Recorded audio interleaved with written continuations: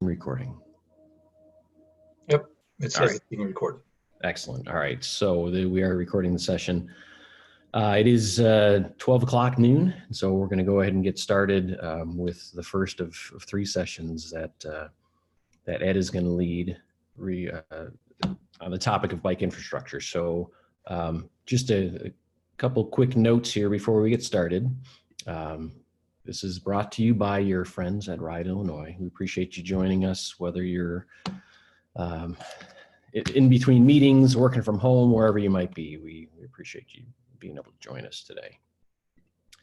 I'm going to assume folks are familiar with Ride Illinois' goals. Obviously, the first bullet point, bike-friendly roads, is super important, and that's going to be the focus of these sessions here. And I should mention, my name's Dave Simmons. So the relatively new executive director of Ride Illinois, 6 months in. Sorry for not mentioning that earlier. So here we are. These are the folks that make the magic happen, as we like to say. So I'm on the left, Gina, our communications project coordinator, in the center, and then, of course, you folks probably know Ed by now. And a quick plug to some of our corporate members that have supported us this year. So Freeman Kevinitis Law Firm, Civil Tech Engineering, and then Keating Law Offices. And I would like to mention our bike safety quiz on all the sessions because it is a free, useful resource. So if you haven't taken the bike safety quiz, please do when you get the time. And if it's been a while, take it again, because you can always reinforce your knowledge about keeping the roads safe.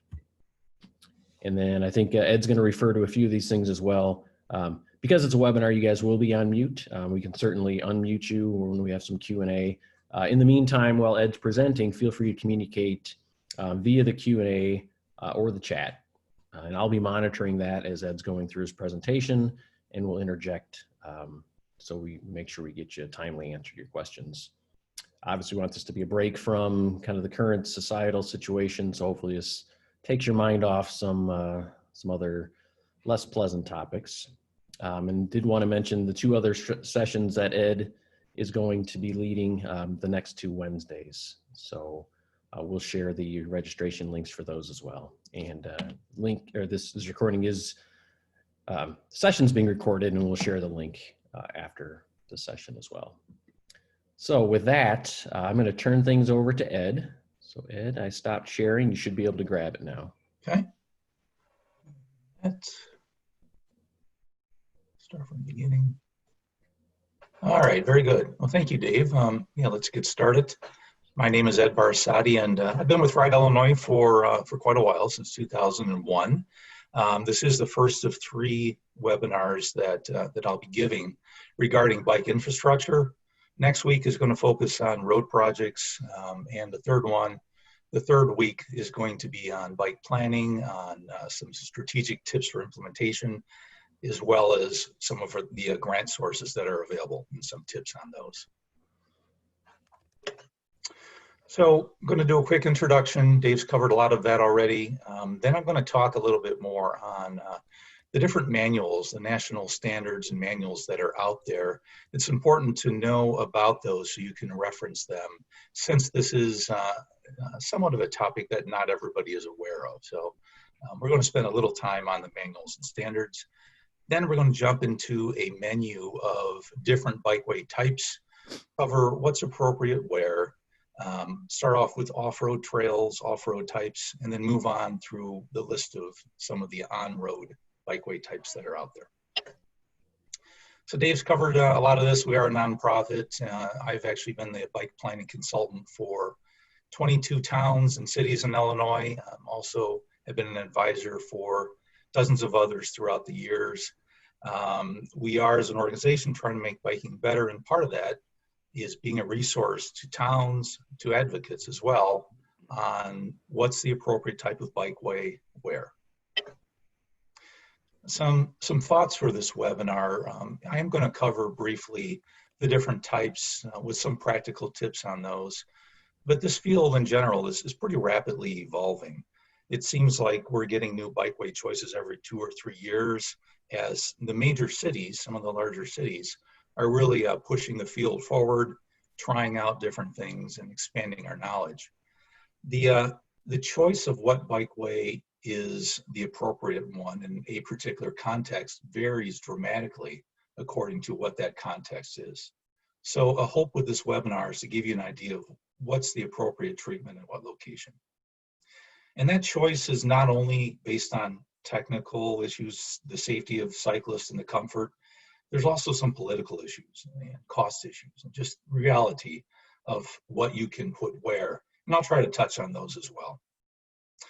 Also, it's important that you may have an ideal bikeway type in mind, but because of various factors, maybe including those political reasons, that you may have to fall back to backup options. And we'll try to cover that a bit as well, which types are considered as backups. And finally, I mentioned this isn't a topic area that a lot of people are just not really aware. Bicycle accommodation is not usually a topic that's covered much, if at all, in civil engineering schools or planners for that matter. All right, so with that intro, we'll move on to bikeway manuals and standards. And as I said earlier, it's really important to know where to look up the info that you need. Again, this is not a well-known topic. In fact, even the people who are reviewing your projects at the state level may not be as aware of these topics as you might hope. So it really pays to know what are the appropriate standards and guidance that are out there. If you're someone that works for an agency or a consulting firm, it provides you with a larger toolbox of how you might be able to accommodate bikes. If you're an advocate, knowing the manuals, knowing how to quote the FHWA, the Federal Highway Administration, or another source can give you a lot of credibility in what you're asking for. So again, knowing these manuals that we'll talk about will help you out. The first one is really the Bible in the bike accommodation industry, and that's the AASHTO Bike Guide, the Guide for Development of Bicycle Facilities. AASHTO is the Association of State Highway and Transportation Officials. This manual is not available online. You have to buy it. It is officially guidance. However, because the courts generally accept it as the standard, most engineers will follow it fairly closely. The current edition of it, the AASHTO Bike Guide is dated 2012. The next edition has been 2-3 years in the making. It's supposed to be coming out, quote, very soon. With the AASHTO Guide, one of the issues that have concerned especially the larger cities in the country is that the updates are pretty infrequent. The AASHTO Guide often takes a cautious approach. So if you're at the evolving part of this field, you might see the AASHTO Guide as lagging behind what the technology is and what the state of the art is. So that has been one of the criticisms of this manual. In response to that, some of the major cities formed an association, and they put together their own manual based on the experimentation that they've done, the different advancements that they had made since the most recent versions of the AASHTO Guide. The NACTO Urban Bikeway Design Guide is that result. It is available in printed form. You could also find it online for free. This manual is accepted by the Federal Highway Administration, and other agencies it's kind of hit or miss on their acceptance of the NACTO Guide. Here in Illinois, the IDOT Bureau of Design and Environment now says that the NACTO Guide can be used as long as the treatments adhere to the Illinois MUTCD. What I like about this guide in particular, there's really some nice design guidance, both in diagrams as well as other parameters. So I do recommend looking at this source, even for treatments that are also addressed in the AASHTO Guide. Next up is the Manual on Uniform Traffic Control Devices. And this is really the this is more than guidance. These are the rules. These are national rules. And you basically are required to follow them. The most recent version of the printed version of this is 2009. It is available printed as well as online for free. Part 9 of the MUTCD covers bikeway markings and signage. Since the current version is pretty old and the next version has been delayed quite a bit, there's a need to really provide information on what is accepted by the feds, even since the 2009 edition. So what they've done to address that is they have a website. This is the link. And again, we'll send you the link for the webinar, so you can get that link. And at this link, you'll see some of the latest treatments with different stages of approval from the feds. For example, interim approval is a higher level of approval than experimentation. Experimentation has very strict rules, and this is really where the evolving part of the field is taking place. So I invite you to look at what's been done since the MUTCD, and you could use this particular page as evidence that the feds now accept a particular treatment. Last year, the feds also came out with a bikeway selection guide.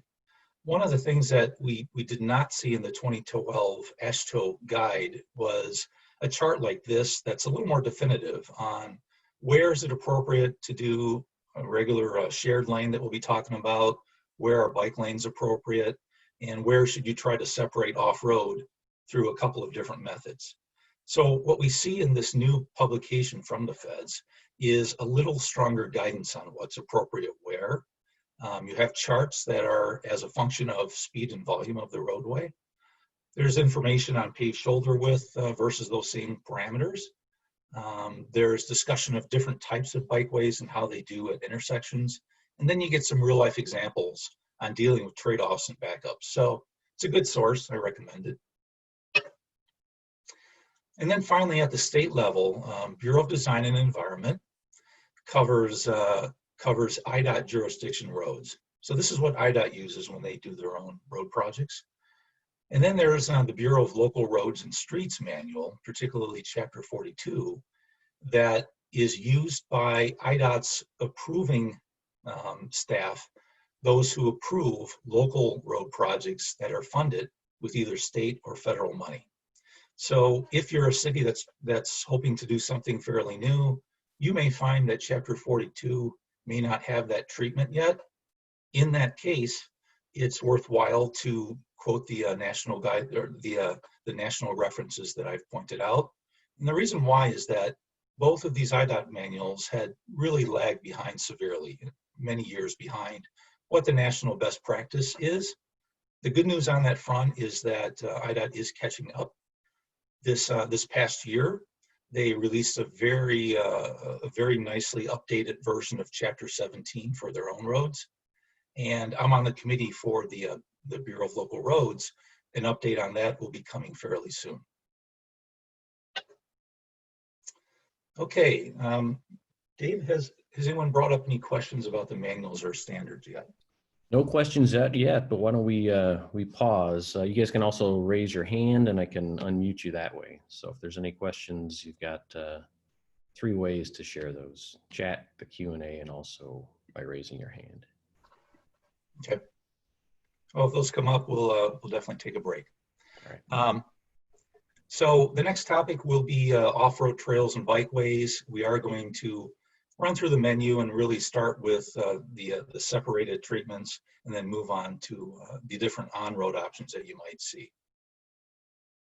The first type of bikeway is the most popular type. It's what a lot of people think about when they think about bikeway accommodation. And it's a trail that's on its own right-of-way. These are separate rights-of-way than roadway corridors.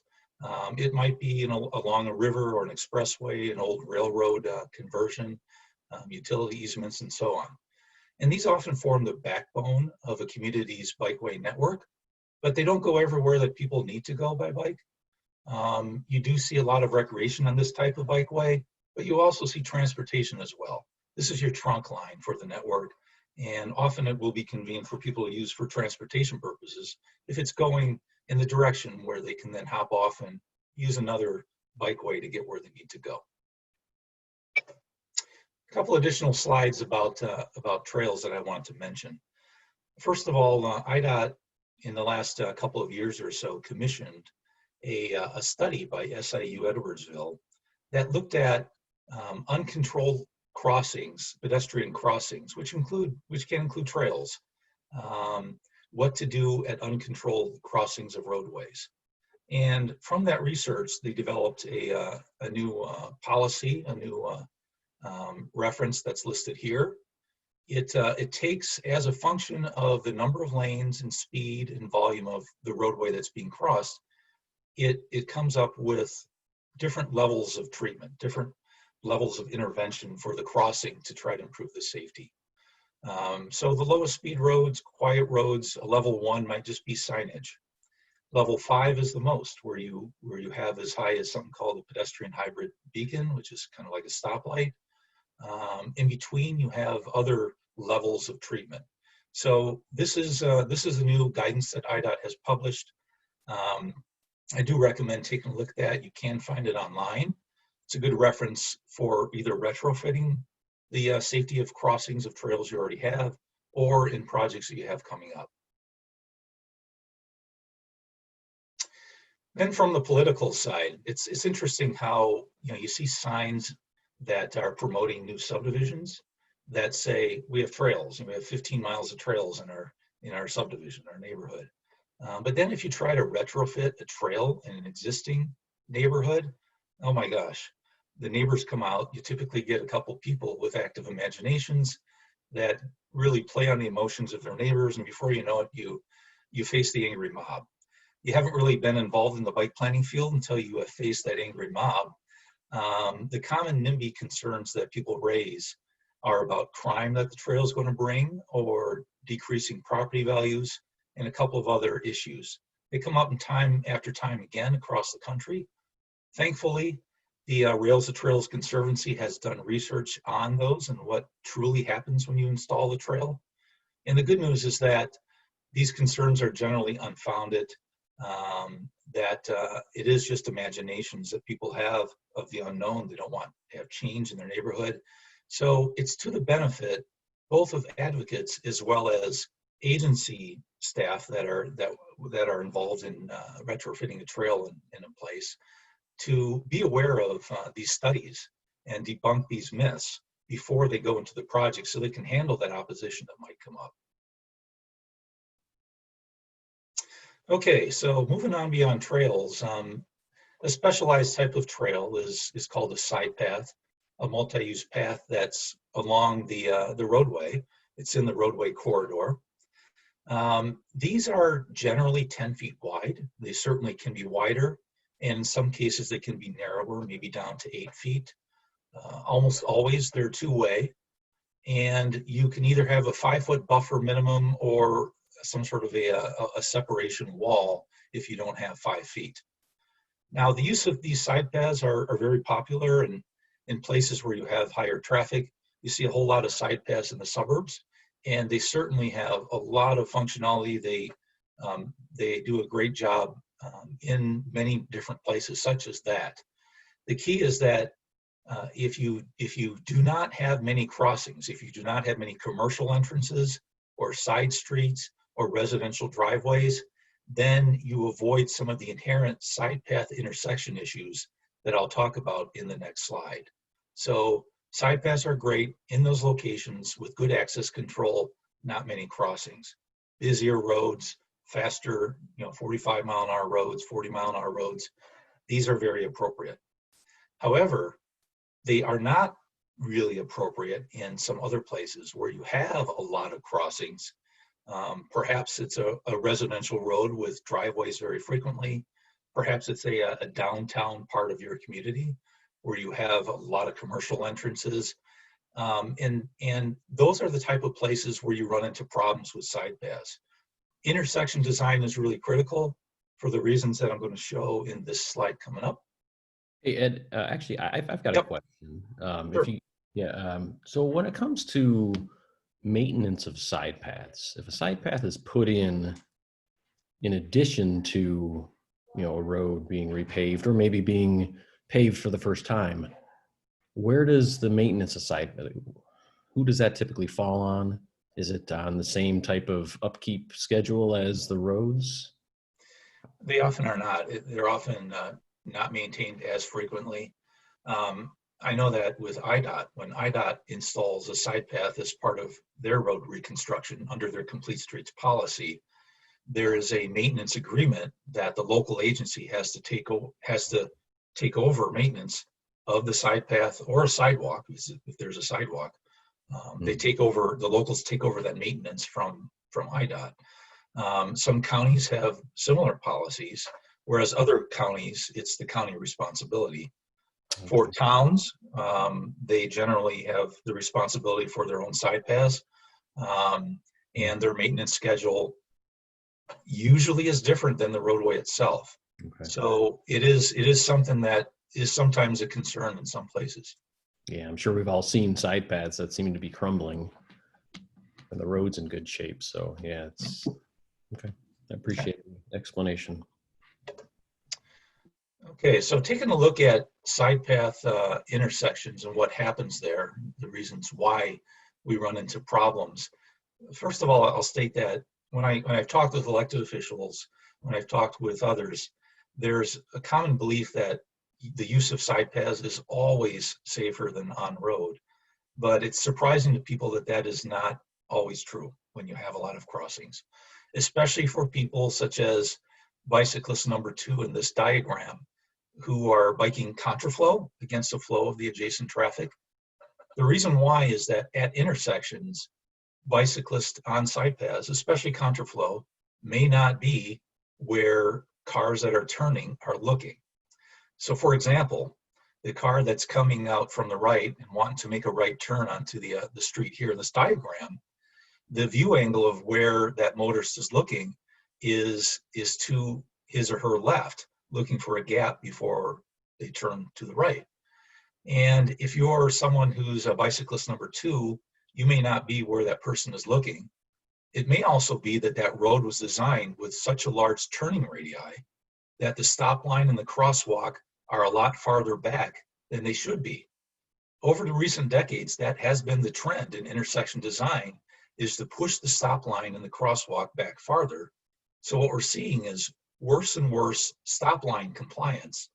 And if there's a car such as the one coming from the right who wants to turn left, it may be that they don't even look to the right before they enter the crosswalk. One of the towns that I did a bike plan in, I talked to the police department about the car bike crashes that occurred in that town. And there was maybe 39 over a 2-year period. 35 of them were from intersection dynamics like this at side paths. So there are some major concerns with the intersection design, having the stop line too far back. How can we alleviate some of those issues? Second, turning motion. The other car that's in this diagram who wants to turn left is waiting for a gap in the traffic. Maybe they'll see cyclist 1, probably not going to see cyclist 2, especially if they're waiting for a while. So there are some inherent design concerns, operational concerns that we should try to alleviate when we rely on side paths in places where these issues come up. Right along the way, one of the things that we like to advocate to try to reduce those concerns is, if there is ample room to do so, to use what is called in the industry pork chops or right corner islands to break up the side path crossing. This example that I have here on the right is from Orchard and Galena in Aurora, the west side of Aurora, where the side path user, cyclist or pedestrian, can cross over to the corner islands even before it turns green for them, and then they can cross and not have to contend with right turning traffic. So by using these corner islands and doing it in such a way that trucks can still turn left, recess it off the line a little bit. But if you can do it in this way, you can put your stop line up closer to the parallel road at a more realistic location. You reduce the amount of time that you need for a green. Cyclists don't have to cross, or pedestrians don't have to cross the entire road at one time if needed. And other advantages happen. So we tend to advocate this, and on snowy days, you can kind of see where are the spots where corner islands might make some sense. Okay, at this point, I'd like to move on to on-road bikeways. Hopefully with that small discussion about sidepath intersections, we've built up the case to look at on-road bikeways. And I'm not trying to diss on sidepaths completely. They're very appropriate in a lot of places, but there tends to be an overuse sometimes, and there tends to be a big neglect of what actually happens at intersections. And Ed, maybe I could just, there has been just some examples shared in the chat. So I'd ask the question if communities were implementing any of the suggestions at the uncontrolled locations. And Karen mentions that Channahon is working with the Will County Forest Preserve and DOT to install appropriate crossing at a mid-block crossing. Charlie mentioned there's some rapid flashing beacons on the, I think it's the Skokie Valley Trail in Skokie and Lincolnwood. And then to my question about who's responsible for paying and maintaining more so than paying. Colleen mentioned that in Oswego, it's established at kind of at the get-go when the path is built. It could be the village, the park district, or the homeowners association. Let's see, otherwise, Adam mentioned there's in Naperville, there's a pedestrian beacon on Book Road south of 95th Street for trail passing through Frontier Park. So it sounds like some of these suggestions are being implemented. And I think your point in that last slide is, sometimes it takes time to realize the pros and cons of certain infrastructure. Good. Well, thanks for that input. Sure. From our listeners. So moving on to on-road bikeways, this is a very subjective issue. Different people have widely varying perceptions of what is a bike-friendly road.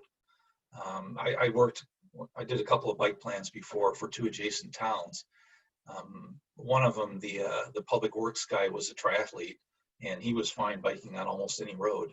Whereas the town next over, the public works guy probably thought the only bike-friendly road would be a cul-de-sac. So this being a subjective issue, even amongst people who are designing the roadways, it makes sense to use an objective measure to say how bike-friendly a road is. There is such a measure. It's in the highway capacity manual. It's called the bicycle level of service. It's been around for almost 25 years now. And what it is, it's a measure of perceived comfort. How comfortable is this roadway? How safe do you feel for a broad range of teens and adult cyclists? It's based on the mid-block roadway geometry and traffic conditions.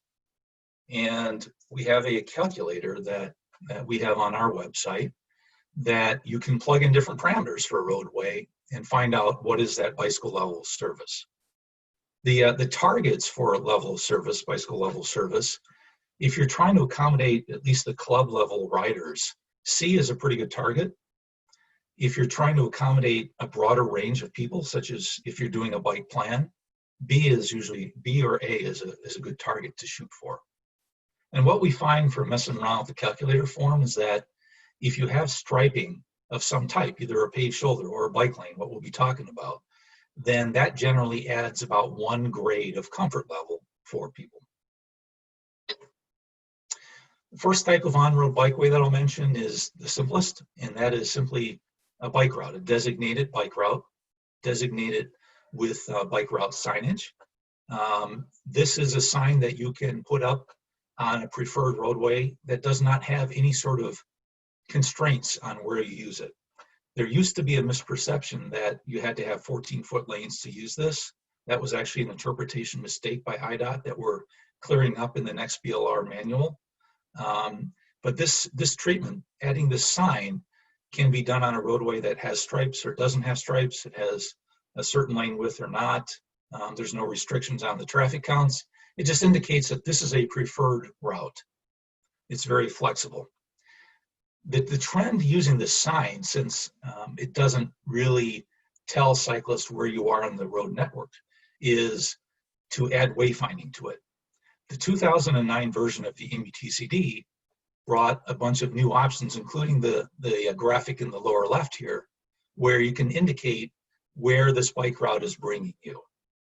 The bike route sign itself is not going to bring hardly any comfort, if at all, to the cyclists on the roadway. So it's not really that much of a bikeway accommodation. But on quiet roads where maybe you don't need anything additional, maybe the bicycle level service that you found for that road is already a B, then this bike route sign can help with at least wayfinding of where you are in the network. It might be sufficient just to use this sign. The next treatment that I'm sure a lot of people have seen by this point, excuse me, are on-road bike lanes. And on-road bike lanes are dedicated space for bicyclists. These are lanes that are not to be used for parking as well. Although they can be used, as you can see in these two graphics, bike lanes can be used either on roads with no on-road parking or on roads that do have on-road parking, in which case the bike lane is between the traffic lane and the parked cars. Bike lanes generally 5 feet. You can go higher than that. They're usually recommended on urban arterial and collector roads, but not at too high of speeds. They're better on lower speed roads. They've been shown to attract a broader range of cyclists. The comfort level is generally 1 grade better. It also helps with getting cyclists to bike in the right direction with the flow of traffic, which is a major issue with bike safety at intersections. You want to have cyclists go where motorists are looking for them. An auxiliary benefit for bike lanes on very wide lanes, if you were to add bike lanes to them, is that it does help to calm traffic as well. When you have narrower traffic lanes, it does cut down some of the speeding, especially the high-end speeding. So this can be a benefit not only to cyclists, but also to residents or others along that road who are concerned about speeding along a very wide lane. A couple of different implementations of bike lanes that we'll show. The first one is something called a road diet. A road diet is where maybe you have a roadway that 4 lanes is not really needed. Traffic counts are moderate to lower for a 4-lane road. And it might be a roadway where you have a lot of crashes from people running into people trying to turn left from behind. So for various reasons, you might consider doing a road diet down to 3 lanes with a center turn lane. And by doing so, you very often will have rooms to install bike lanes as well. So this example here was one of the first implementations of an Urbana bike plan that we helped with. This is a roadway where you had transit stops along the sides of the road. So bike lanes were added after a traffic study was done to show it could be done. And now we have a place where people can cross the road more safely using that median.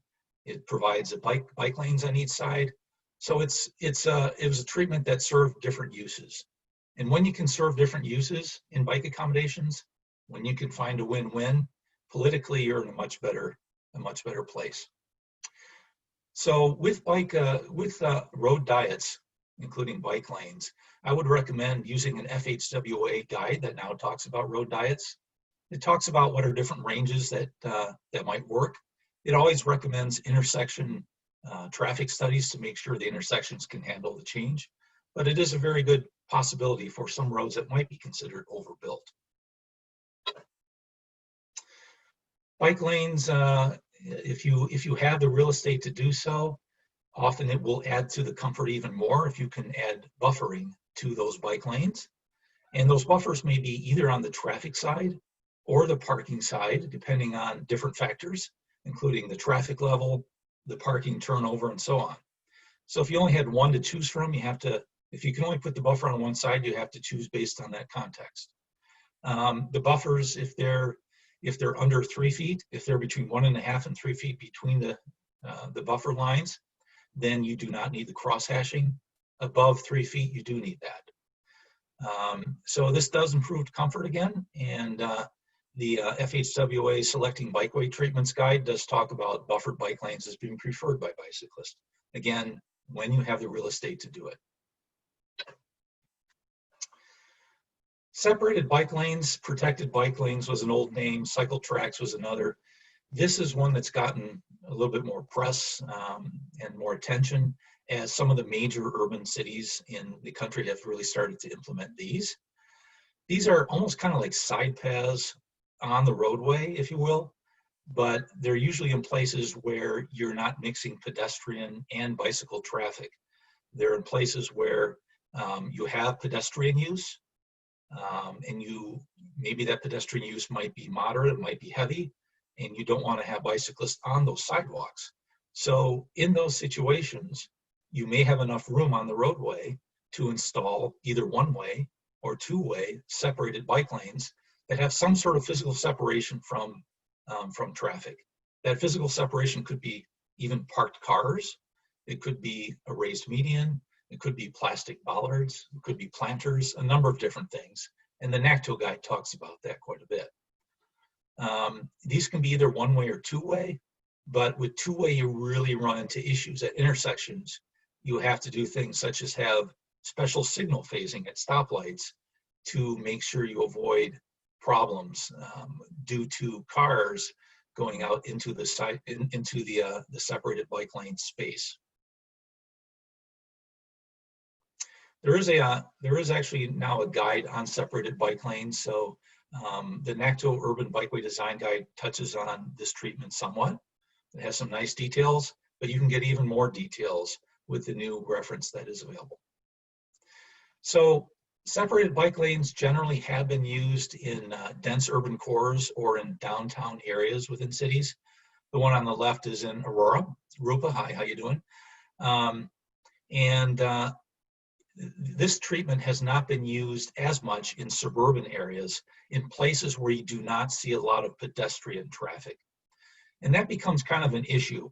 You know, if you're in a place where you just don't have many pedestrians on the sidewalks, you don't have many people in the crosswalks of those sidewalks, it may be that your drivers are accustomed to not stopping at the stop bar. So they stop further up, and it becomes an issue of, do we want to provide separated bike lanes there in addition to the sidewalks? Or do we want to simply use a side path where both pedestrians and bicyclists can use that particular treatment? So this is something that, as separated bike lanes evolve, as the technology and as the use of these expand, some of these questions will be answered a little more easily. But for now, we're seeing great results in dense urban areas where intersection issues have been looked at carefully, and we're not seeing it as much in some of the suburban areas. Hey, Ed, a comment here from Jonathan. Sorry, just flashed away here. Said he's working on a road diet, I assume, Jonathan, in Romeoville along 135th Street. And IDOT is stating that the ADT is greater than 10,000, but less than 15,000. So per the BLR manual, they need to highly consider a 6-foot wide bike lane and 2-foot buffer separating it from travel lane. All that won't fit in the old 4-lane cross section. So, yeah, let's often there's the ideal, and in the IDOT manuals you have the ideal, but then you have the next highest and best. That's written into the policy. So I'd like to take a closer look at him offline. Okay. At this issue offline, and maybe we can talk about a different alternative. Thanks. Okay. All right. So next up is shared lane markings. These used to be called sharrows. In many cases, these are a fallback option, a fallback treatment on roads where you may not have enough room for bike lanes, or on roads that are just very quiet, something called a neighborhood greenway or a bicycle boulevard. These might be a treatment that you can use. They are placed in the roadway to indicate to motorists that bicyclists may be using this roadway a little more heavily than others. These roadway markings are considered more effective than signs alone. And these markings are placed in the roadway according to what the roadway's context is. If there is no on-road parking, you can place them 4 feet out, centered 4 feet out or more. If there is parking, if there's any parking, even 2% occupancy, you're supposed to place them 11 feet out or more.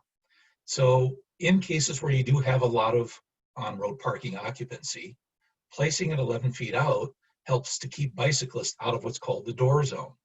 You don't want to have cyclists biking too close to where a parked car's door may open into their path. So for that reason, sharrows are helpful in places where you have on-road parking occupancy, but you don't have enough room for bike lanes. I mentioned too, that high and moderate parking occupancy, this works well, but for some of the low parking occupancy, I would say 30%, 40% or less, these may not be the best treatment. So imagine a residential collector road that's 17 or 18 feet wide that allows parking, and your occupancy along that roadway is very low, 2-3%, maybe only if someone has a party at their house. In that case, you don't really want to have that share lane marking sitting out there 11 feet out in a 17-foot lane. And cyclists are in the left part of the lane when there doesn't appear to be a logical reason for them to be there. So at least in the bike planning that we've done, we've tried not to use the SLMs in those very low parking occupancy situations. Intersections are often a problem location.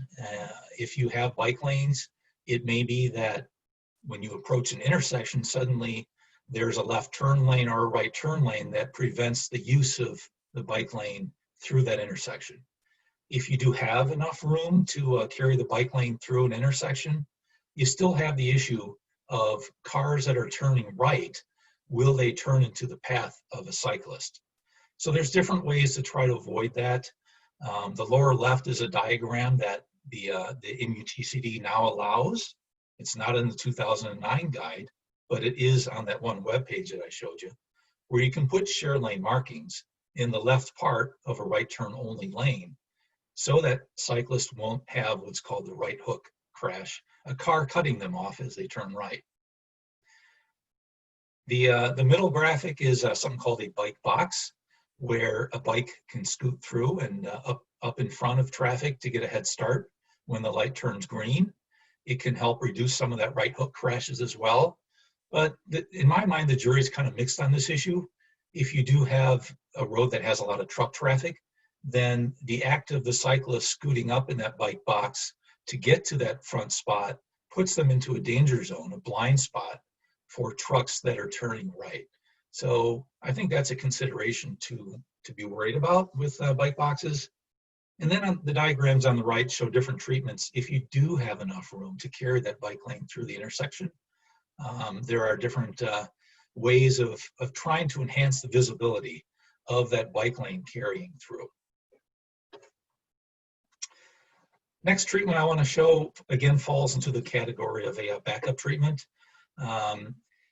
If you have a roadway that's in a residential neighborhood, one of those wide lane roads where the parking occupancy is very low and the traffic counts are moderate to low, that might be a roadway where your first thought is, well, gee, maybe we can restrict parking to one side and put in bike lanes on both sides. Technically, that might be very feasible.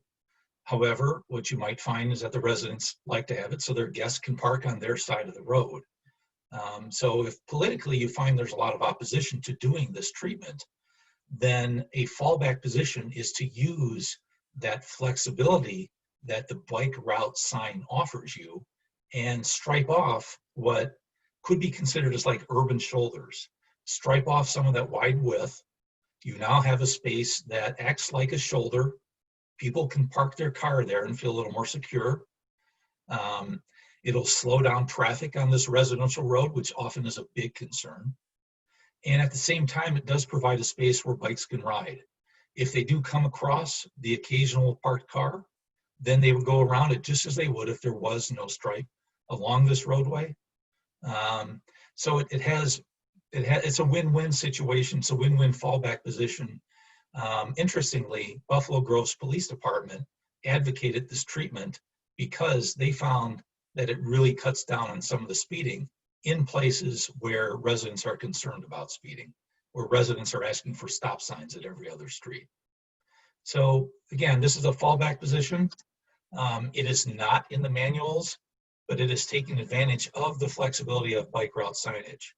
Peloton, one of the bike plans we did, Peloton got an ITEP grant to implement their bike plan, and it included several of these.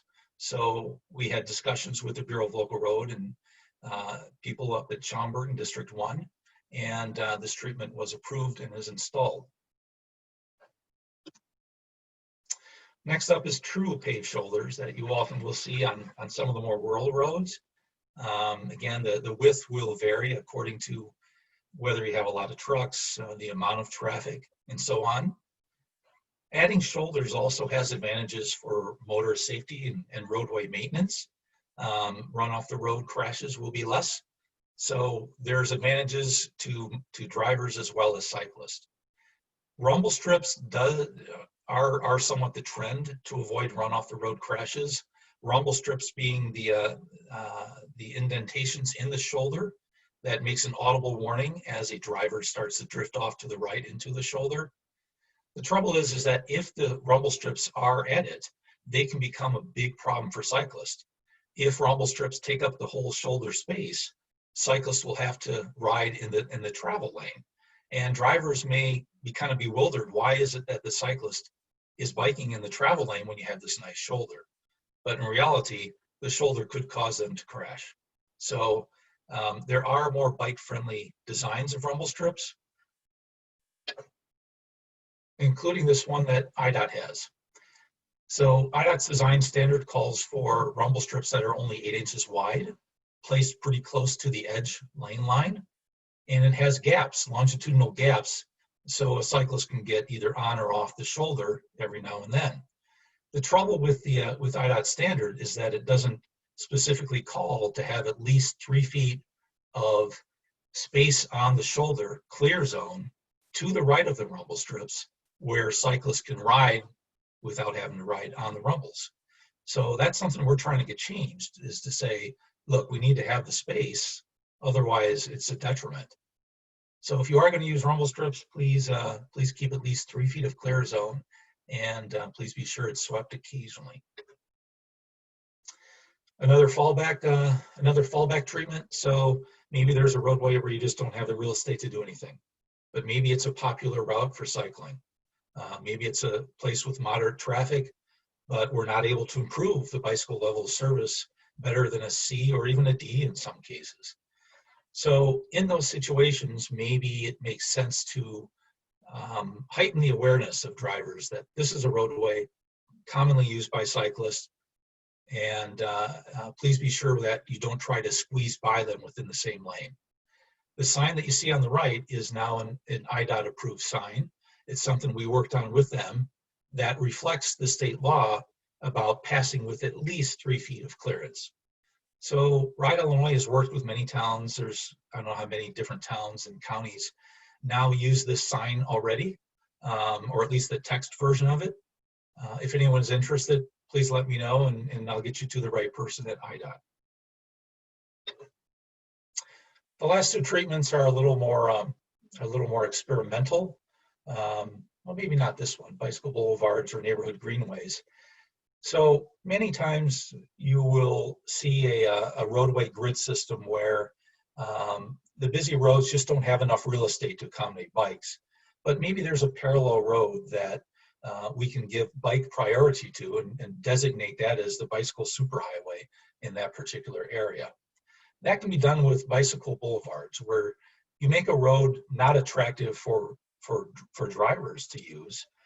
Maybe even include some cutoffs or some intersection traffic calming and some places where cars are blocked, but bikes can get through. Some pictures of how that might happen. This is something that obviously you have to work with the residents. Perhaps the residents do want to have their road no longer be a cut through, or they just want to keep their road as quiet as possible. So they might be interested in allowing this to occur on their road where bikes can go through, but cars cannot go through. Intersections are handled as described in this, and this is a treatment that you'll see in the NACTO guide as well. And then the last treatment, which is listed in the FHWA's webpage for those that are under experimentation, is advisory dashed bike lanes. As you see in here, These are only for roads with quite low traffic, maybe 3,000 ADT or less, but it might be a roadway that you don't have enough room for bike lanes or any other sort of treatment. So you can actually use dashed lines such as this. It provides a space where bikes will go. Cars will actually drive either in the center, or if there's oncoming traffic, they'll move over. And this is, again, something that's very experimental. I have not yet seen one myself, but throwing it out there in case anyone's interested in trying something new. I know that Des Plaines, I think, is looking at doing something like that. My last slide before the conclusion slide, taking a look at some of the cost estimates and what the implications might be. So these are some very rough estimates. It varies according to how your different towns have their roadway painting contracts done, what are the different costs that you get. Trails and side paths have a very wide range. You probably can expect something in the middle of what you see there, upper, getting close to $1 million a mile, 500,000 to $1 million a mile. So they're fairly expensive. On the other hand, the roadway treatments often are considered by many a lower level of accommodation, but they also cost a lot less. Signed bike routes, which don't really add that much to comfort, they are very cheap. Shared lane markings do require frequent markings on the roadway, cost a little bit more. Bike lanes, you throw in the stripes into the mix. Buffered bike lanes, you have yet another set of stripes. And then the combined bike parking lanes doesn't cost as much. It's just 2 stripes and some signage. So I guess when I show this, something to keep in mind is perhaps you have a roadway that already has sidewalks on it.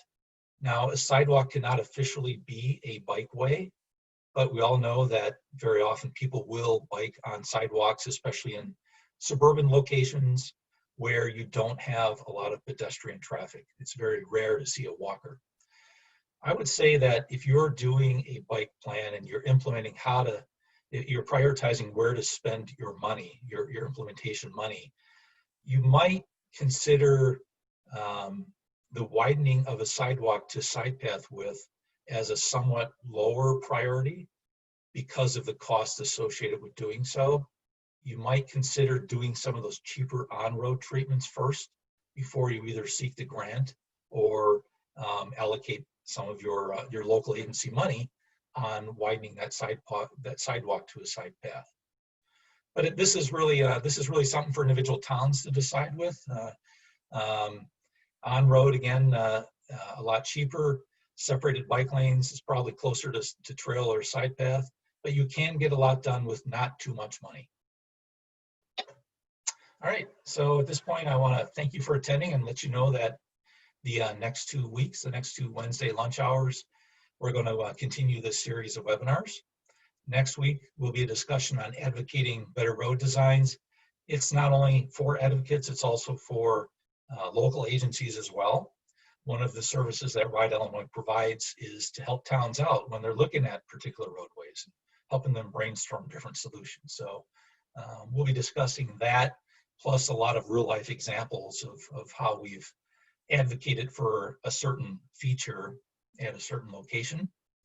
And then April 29th, we'll talk about local bike plans, the process of doing so, some of the products that you get from it, some implementation strategy tips that could help make sure it doesn't sit on a shelf and that you actually get some things done.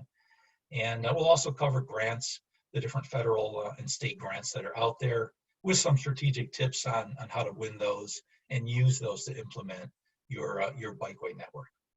All right, so thanks again. And we do have a few questions, Ed. Good. Yeah, so Colleen asked, for intersections, are there any guides or standards for roundabouts and bike path crossings? And have they been found to be acceptable? Yes, so I personally don't have as much experience with roundabouts, but those references that we mentioned in the front, they do have inclusion of roundabouts. So you'll see the information on how to handle roundabouts there. Great. And then Charlie asked, there's several protected bike lanes in Chicago that have low concrete barriers. He said they're curb-like, that have contributed to crashes because they're not as visible. So are there standards for concrete barriers for protected bike lanes?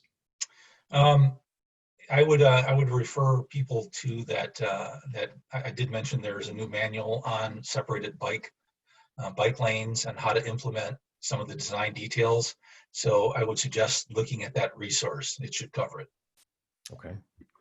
And then a couple comments I just wanted to call out here. Kate asked, I think it was just kind of commenting about the green paint that was in the bike box and then the through the intersection. And the comment was, how long will that paint last? And I know that depends on traffic counts and usage, but It's not just strict green paint, the equivalent of just the white lines. I forget the different construction details of what's actually done, but it lasts longer than you think it might. It definitely lasts longer than your typical lane striping that towns will have done. Now, Kate, another question here from you. I'm not familiar with TNC. I apologize for that, but have you looked how to deal with TNCs and companies on keeping delivery vehicles out of the bike lanes? I actually need help with that acronym. Kate, can you help us out with TNC? Maybe we can get another question while we get the answer to that. Yep, Catherine asked, are there Illinois examples of raised intersections or crossings for trails and side paths when intersecting with a minor street or access way? I certainly know that there are in Boulder, Colorado. And I know I've seen them in Illinois somewhere. If you send me an email, I should be able to take it out of my memory from somewhere and let you know. But I know that Boulder, Colorado uses them quite a bit. Okay. So Kate got back to us. The TNC, transportation network companies such as Lyft and Uber. So going back to the question, how do we deal with keeping them out of the bike lanes? I think that's an enforcement issue. I think it's just, I think that's part of an advocacy role is to prioritize that a little bit. There are, for example, you can, there might be a way to get a grant to pay for police overtime to do a targeted enforcement on that issue. And you make sure you broadcast that you're going to be doing that to get the word out. So I think that really comes down to enforcement and somehow making that a priority for enforcement or finding the money to fund a campaign. All right, Adam, would warning signage used in conjunction with sharrows or other treatments be a problem in the downtown area? So we're talking downtown Chicago. Warning signage, I assume there's a W11 sign that shows bicycle, and it's like a diamond with bicycle in it. It's kind of a heads up. I have not seen that as something that's done with share lane markings, but you certainly can use some of the other issues. For example, that 3-foot law sign could be used with it. Bike route signage. I don't see any reason why you would preclude the use of warning signage when you have shared lane markings. Okay. And then Mike asked, what criteria does the NACTO design guide use to define an urban roadway? Oh, I cannot answer that. But there are some standards. There's one differentiation of urban versus rural, where urban simply means it's curbed, whereas rural means it's not curbed and you have shoulders or whatever. So that's one way of doing it. NACTO is an organization of some of the larger cities, some of the larger, denser cities that have a lot higher density of development and roadway and so on. So what you'll find when looking through the NACTO guide is that a lot of their context may not apply to suburban locations. Where they draw the line between urban and not urban, I'm not sure, but it is worthwhile when looking through the NACTO guide to remember the context of who developed that manual. Okay. And I think, Kate, you had another question. Do you offer those again? Those probably in conjunction with one of our topics. So if you can clarify, we'll get you an answer. Otherwise, do we offer grants? Is that the question? Does Ride Illinois offer grants? No, we don't. We're happy to take your grants, anyone out there. No, but we We do act as an advisor for communities on what might be the best grant to pursue.